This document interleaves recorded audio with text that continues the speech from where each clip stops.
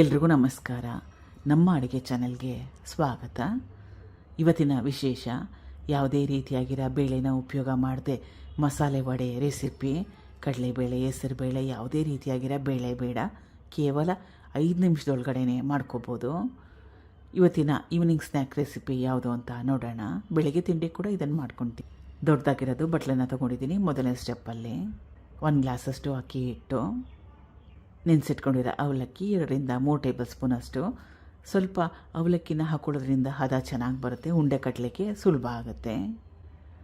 ರುಚಿಗೆ ತಕ್ಕಷ್ಟು ಉಪ್ಪು, ಸ್ವಲ್ಪ ಅಡಿಕೆ ಸೋಡಾ, ಸಬ್ಸಿಗೆ ಸೊಪ್ಪು, ಹಸಿರು ಮೆಣಸಿನ್ಕಾಯಿ, ಅಚ್ಕಾರದ ಪುಡಿ ಮತ್ತು ಅರಿಶಿನ ಸ್ವಲ್ಪ, ಕೊತ್ತಂಬರಿ ಸೊಪ್ಪು, ಕ್ಯಾರೆಟ್ ತುರಿ, ಈರುಳ್ಳಿ.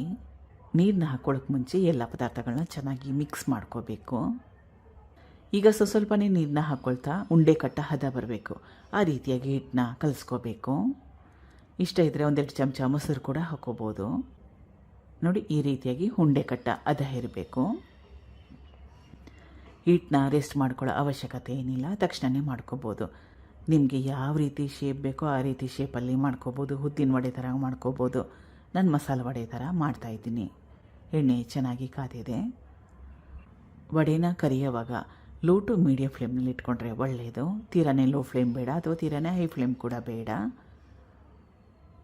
ಈಗ ಇದಾಗಿದೆ. ಈ ರೀತಿ ಚೆನ್ನಾಗಿ ಬಣ್ಣ ಬರಬೇಕು. ಮೇಲ್ಗಡೆ ಎಲ್ಲ ಕ್ರಿಸ್ಪಿಯಾಗಿ ಚೆನ್ನಾಗಿರುತ್ತೆ, ಒಳಗಡೆ ಮೃದುವಾಗಿರುತ್ತೆ. ಮಾಡಿದ್ಮೇಲೆ ಗೊತ್ತಾಗೋದೇ ಇಲ್ಲ ಬೇಳೆನ ಉಪಯೋಗ ಮಾಡಿಲ್ಲ ಅಂತ, ಅಥವಾ ಕಡಲೆ ಹಿಟ್ಟನ್ನು ಕೂಡ ಉಪಯೋಗ ಮಾಡಿಲ್ಲ ಈ ರೆಸಿಪಿಯಲ್ಲಿ. ಟ್ರೈ ಮಾಡಿ.